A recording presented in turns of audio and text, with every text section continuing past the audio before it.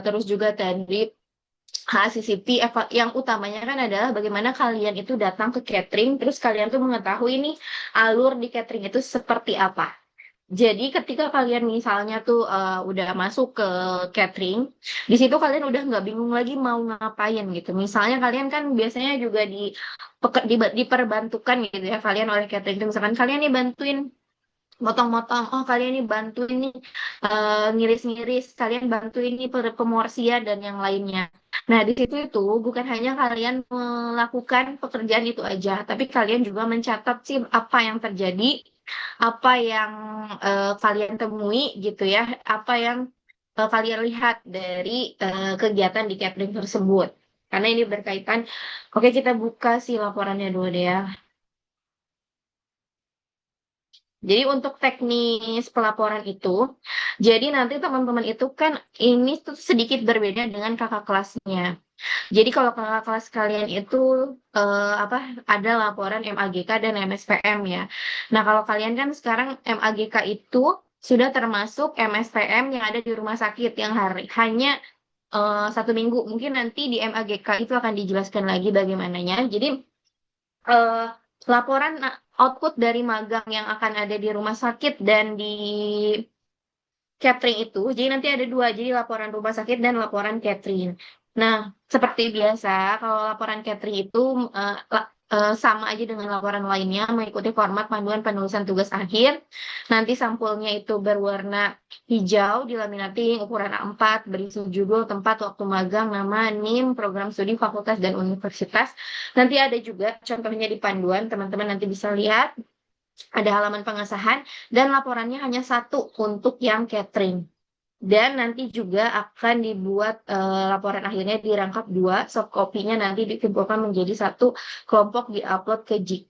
Jadi eh, kelompoknya udah dibagi ya kalau nggak salah oleh Pamungkas, bagaimana yang di catering berapa orang, terus yang di rumah sakit berapa orang. Nah, nanti dari situ output dari magang ini tuh satu kelompok itu adalah satu laporan. Jadi teman-teman semuanya dikerjakan bersama-sama ya. Nah, kalau nggak salah itu nanti ada yang lebih dari 7 orang, satu catering atau satu rumah sakit, itu nanti akan dibagi menjadi dua kelompok. Jadi sekitar 4 sampai 5 orang lah satu kelompok. Nah, terus dari situ, jadi nanti kalian buat satu laporan besar yang terdiri dari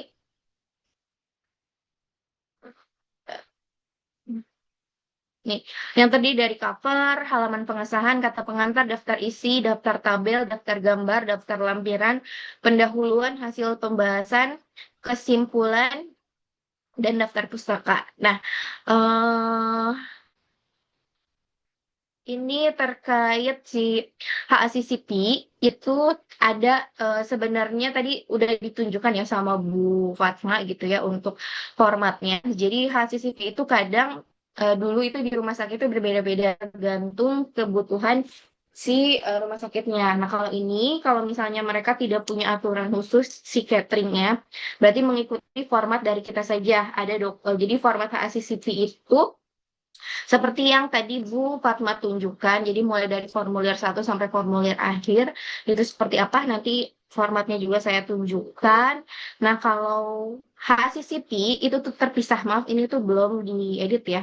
Jadi si HACCP itu dia terpisah karena satu kelompok itu 2 orang untuk HACCP. Jadi beda. Jadi ada kelompok besar, ada kelompok kecil. Kelompok kecil itu hanya untuk si HACCP yang terdiri dari 2 orang. Kalau misalnya ada 3, berarti ada yang dua. Kalau ganjil berarti ada yang dua, ada yang tiga. Nah, baru yang umum kelompok besar itu adalah laporan si sistem penyelenggaraan makanannya. Mulai dari tadi alurnya, evaluasi daya terima, analisis biaya, sama pengembangan bisnis gitu. Nah, dari semua subbab yang sudah dijelaskan itu kan sudah dijelaskan ya oleh Bu Mili, Bu Fatma, Bu Eka. Kalau Bu Fatma kan ACCP, kalau Bu Eka analisis biaya, kalau nggak salah ya evaluasi menu, dan sisanya kalau nggak salah Bu Mili. Nah, dari semua materi yang sudah disampaikan, apakah ada yang mau ditanyakan terkait nanti penulisan laporannya?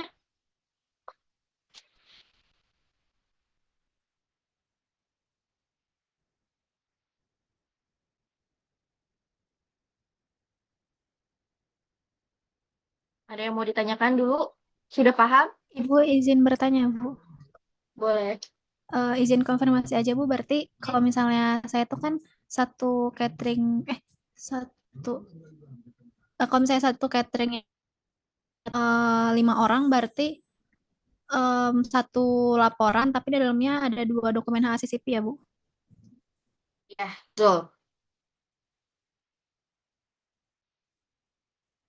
Ya baik, Ibu. Terima kasih. Oke.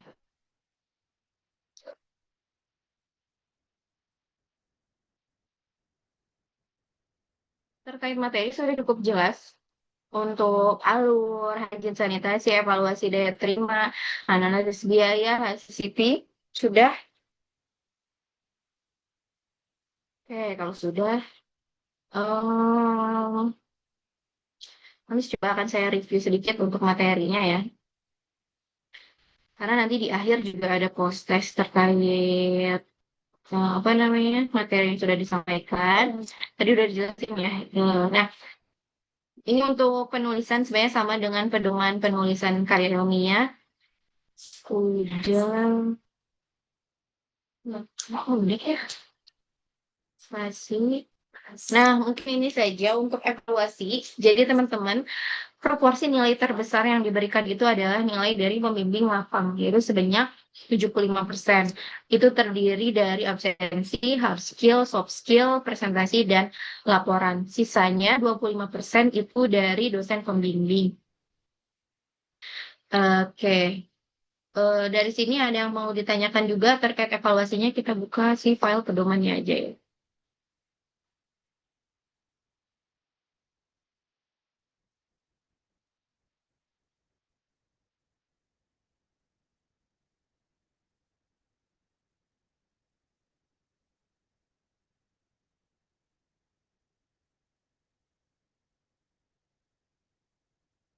Jadi teman-teman dalam proses penilaian itu juga kan harus memperhatikan bagaimana sini juga lumayan berapa ya, memiliki nilai nih buat kalian. Jadi jangan sampai kosong, absennya 15%.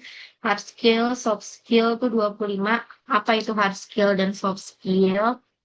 Jadi kalau hard skill itu lebih ke bagaimana, soft skill itu lebih ke bagaimana nanti kedisiplinan kalian, penampilan, etika, kerjasama, kreativitas, aktivitas, responsi, dan kemampuan interpersonal dan teknikal. Kalau hard skill itu berkaitan dengan semua yang sudah dijelaskan, semua yang ada poin yang kalian laksanakan, dari mulai kalian bagaimana melihat struktur organisasinya, bagaimana kalian menjelaskan itu di dalam laporan, bagaimana kalian menjelaskan alur sistem pelaksanaannya, higien sanitasi, terus juga kemampuan fasilitas ya, HACCP, pengendalian biaya, dan menyusun rancangan baru. Nanti ada penilaian laporan dan presentasi gitu untuk si evaluasi penilaiannya ya. Nah, sini saya coba mau tanya aja lagi ya. Terkait konten dari setiap nih. Nah, coba untuk gambaran umum dan sistem jasa industri makanan, itu apa sih, data apa yang kalian cari? Siapa ya? Fitri Amelia.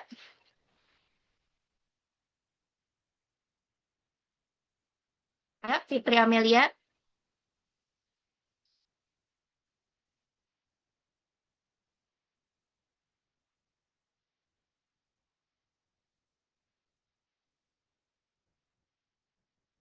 Fitri Amelia ada?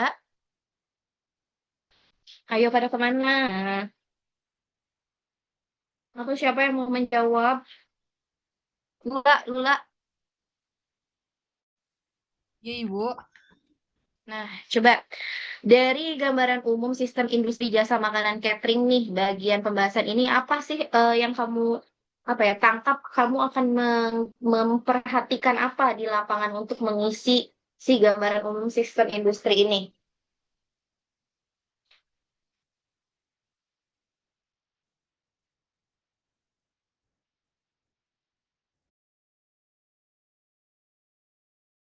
Iya Bu, baik izin menjawab.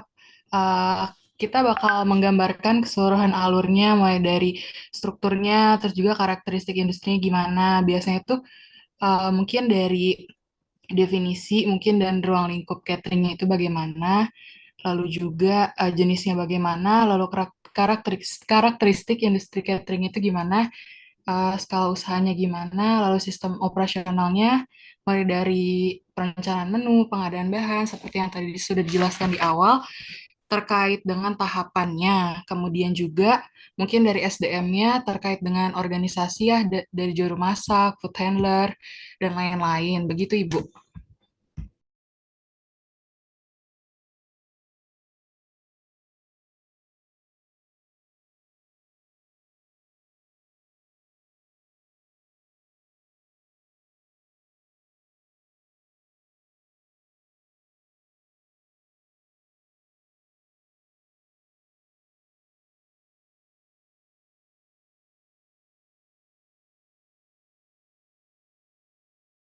Ya, kemute ya. Jadi itu sama sebenarnya dengan yang di orientasi ya. Jadi nanti semua kegiatan yang di sini dari awal sampai akhir itu mencakup subbab laporan. Betul tadi yang sudah dijelaskan bagaimana gambaran mulai dari perencanaan sampai di akhir. Tapi untuk gambaran umumnya itu lebih ke catering itu tuh berdiri sejak kapan sih, terus dia sistemnya apa sih gitu ya. Swakalola, outsourcing atau apa dan yang lainnya untuk pegawai dan sebagainya macamnya, sejarah berdirinya, struktur organisasi mereka tuh ada siapa aja, ahli gizi ada di posisi mana, sumber daya yang dimiliki, sarana prasarana, terus rata-rata konsumen. Jadi benar-benar data umum. Nah, baru ketika alur pun kalian coba mulai melihat nih mulai dari menyusun menu itu seperti apa. Tadi ya siklus mungkin ini sudah jelaskan juga sebelumnya, mengikuti dan mencatat alur penerimaan sampai di akhir. Jadi pastikan ya teman-teman, ketika kalian turun, misalkan kalian di apa ya, ditempatkan di tempat perencanaan misalnya. Nah, kalian udah siapin apa aja sih yang harus kalian lihat, apa yang harus kalian catat, apa yang harus kalian teliti gitu ya. Tadi udah oke. Nah, sekarang kan untuk alur mungkin udah kebayang ya. Pokoknya dari mulai mulai perencanaan, mengajukan, mengadakan, sampai nanti didistribusikan ke konsumen itu seperti apa. Dan kalian juga cari tinjauan pustakanya, gimana sih sebenarnya idealnya seperti apa. Kalian bandingkan kayak gitu. Hajin sanitasi pun sama. Nah, analis pengendalian biaya. Oke, dari rincian tugas yang di sini, itu sudah dijelaskan semua oleh Bu Eka. Halo,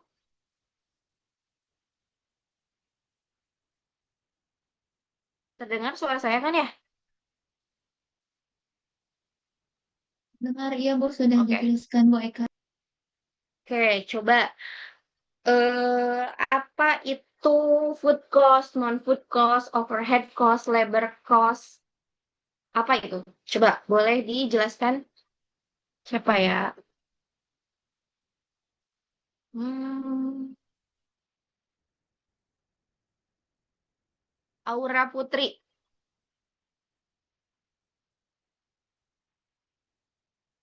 Aura Putri ada?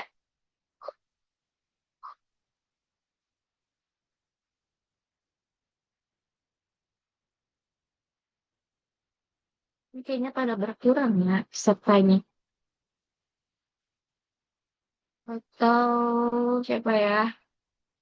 Agisna. Hadir Ibu. Nah, gimana coba tentang pengendalian biaya apa aja yang harus kalian kumpulkan dan apa aja sih food cost, non food cost, overhead cost, labor cost sih. Eh, biasanya tuh dicek dari bahan yang dipakai, apakah si bahan yang dipakai tuh kualitasnya yang bagus atau yang biasa. Terus si kemasannya juga ya Bu. Wah, kenapa kemasannya? Food cost Penggunaan apa food kemasan. cost? Oh, bahannya aja ya Bu berarti. Food cost bahannya. Non food cost, Oh berarti masuk ke kayak kemasan ya Bu non food cost. overhead cost, Yang yang untuk biaya tidak terduga. seperti tiba-tiba bahan pangannya naik gitu, tiba-tiba lagi mahal. Yakin. Coba yang lain ada yang mau menambahkan?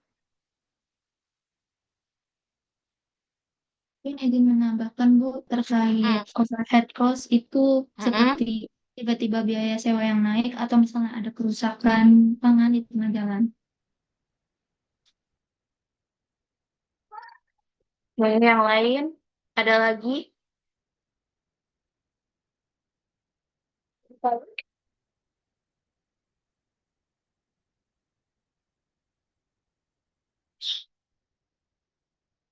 Nih, coba saya review sedikit ya untuk bahan.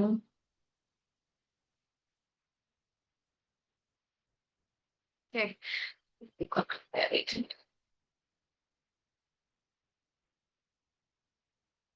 Oke ya, sebenarnya untuk macam-macam biaya itu kadang tergantung dari si perusahaan, dari si cateringnya sendiri sih untuk yang food cost itu ya. Jadi misalnya itu ada yang namanya food cost atau non food cost. Tergantung sebenarnya definisinya dari si cateringnya. Ada yang food costnya itu udah termasuk kayak semua bahan yang dibutuhkan untuk makanan tersebut sampai ke pengemasannya itu sudah termasuk si food cost. Ada yang food costnya itu bahannya aja, nanti non food costnya itu si apa namanya si kemasannya ataupun yang lainnya. Nah, untuk yang overhead cost itu tuh biasanya bukan kelonjakan harga ataupun yang lainnya. Biasanya nanti mereka tuh punya hitungan indeks kemahalan. Nanti biasanya mereka suka memprediksi itu misalnya untuk beberapa bulan ke depan ataupun misalkan 1 tahun ke depan.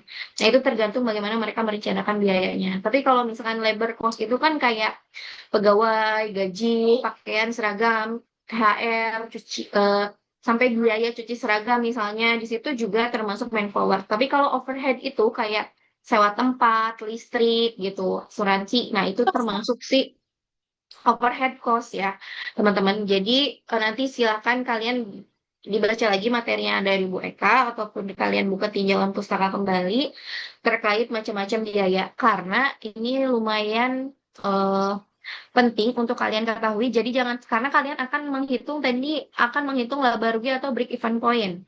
Coba tadi dari hasil materinya Bu Eka apa sih si break even point tuh?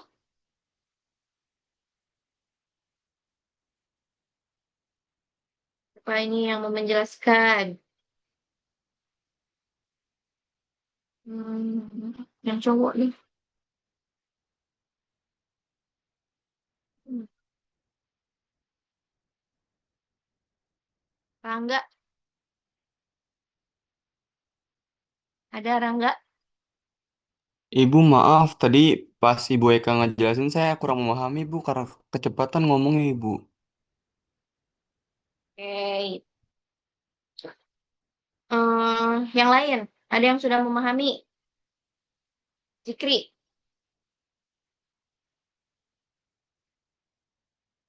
Zikri ada?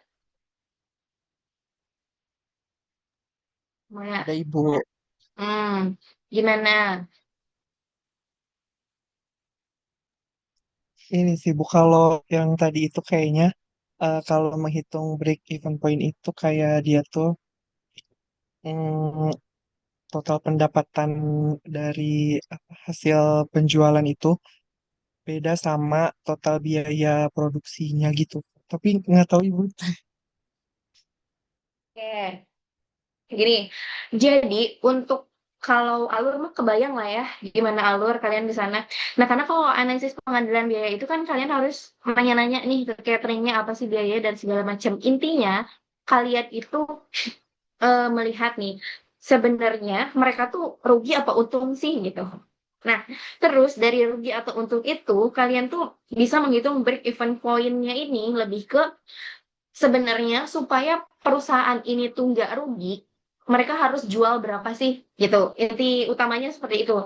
Jadi kalian harus tahu food cost, non food cost, overhead cost, labor cost gitu tuh karena untuk mengetahui nih sebenarnya modalnya berapa untuk makanan tersebut.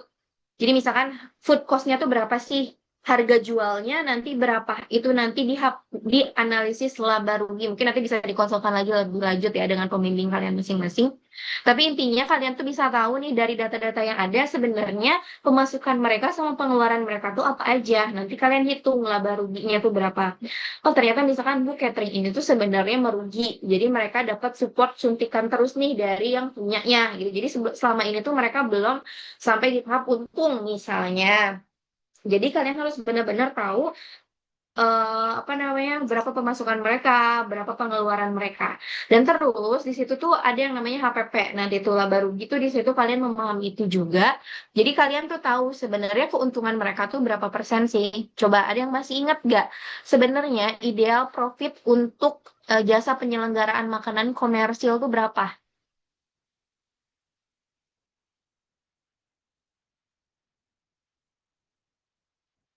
Ada yang masih ingat?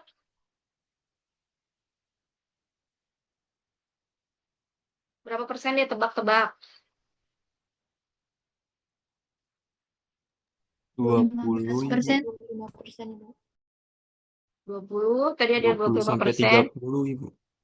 Ya, betul. Sekitar segitu ya, teman-teman. 20-30%, dan food cost itu tuh biasanya 30-60 ya. Nah, nanti kalian membandingkan di situ.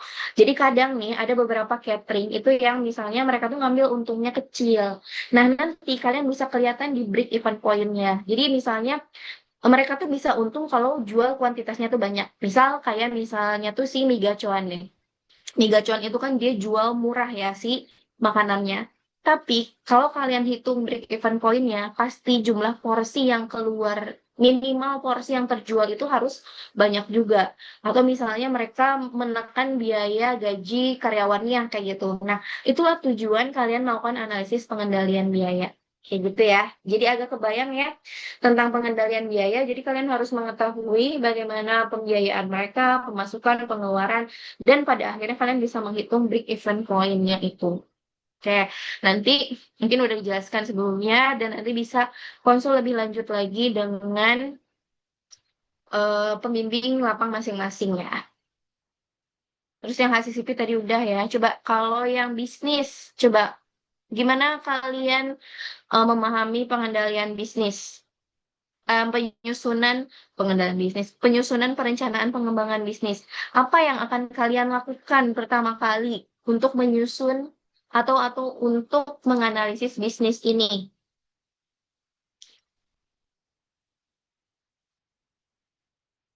Siapa?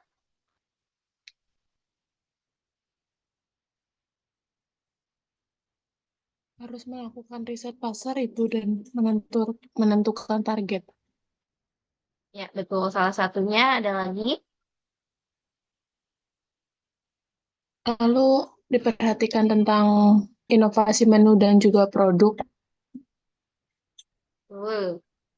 Oke, nah jadi sebenarnya kalian bisa mengkaitkan hasil dari evaluasi menu, modifikasi menu itu ke perencanaan bisnis juga. Mungkin saja kalian misalkan ada catering yang memang daya terimanya udah cukup baik ya. Jadi si pengembangan menu itu tuh tidak terlalu prioritas gitu dalam perencanaan bisnis, bisa juga. Tapi kalau misalkan memang daya terimanya kurang, itu bisa menjadi salah satu apa ya, identifikasi masalah untuk perencanaan pengembangan bisnis. Nah, kalian jangan lupa untuk data ini ya, mungkin saya jelaskan juga si customer segment, value proposition, dan yang lainnya. Ini ada 9. Jadi kalian silahkan pahami. Jadi nanti kalian analisis tuh dari sini semua. Misalnya nih, si catering itu tuh siapa sih sasarannya? Misalkan kalau sasarannya anak SD, gimana nih kalian harus merencanakannya? Kan biasanya kalau anak-anak itu dari visual, dari warna gitu misalnya. Jadi pengembangan bisnis itu harus berdasarkan dasar masalahnya. Tuh, karena nanti dalam penilaian itu juga nilai tertinggi itu yang memang benar-benar sesuai dengan tujuannya. Jadi sini kan misalnya tujuan mampu merencanakan pengembangan bisnis dengan pendekatan bisnis model Canvas. Kalau misalnya kalian bikin perencanaan bisnis tanpa pendekatan ini, itu nilainya juga nggak maksimal. Jadi harus sesuai dengan tujuan ya. Oke, mungkin itu ya reviewnya. Jadi teman-teman nanti silahkan kalian berkoordinasi dengan teman kelompoknya dan nanti tolong untuk yang terutama yang untuk apa bimbingan saya pembagiannya udah belum sih dari Pamungkas sudah dikasih belum? Kalau dosen pembimbing kayaknya belum deh, Bu. Oh, belum ya. Nanti kalau ada yang, kalau kamu sudah share nanti bisa langsung hubungin saya ya untuk nanti kita koordinasi lebih lanjut lagi untuk pelaksanaannya. Oke, mungkin itu saja yang bisa saya sampaikan. Ada yang mau ditanyakan terkait materi ataupun teknis pelaporan, silahkan.